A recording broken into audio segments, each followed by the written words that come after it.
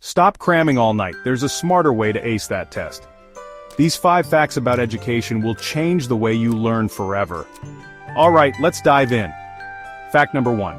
Did you know your brain physically changes when you learn? It's called neuroplasticity, and it means your brain creates new connections as you pick up new info. So learning literally makes your brain bigger and stronger. Fact number 2, ever heard of the forgetting curve? We forget about 70% of what we learn within 24 hours. But don't panic, there's a hack. Reviewing information at specific intervals can boost retention by up to 80%. Moving on to fact number 3, teaching is the best way to learn.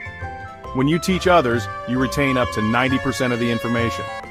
So, grab a study buddy and take turns explaining concepts.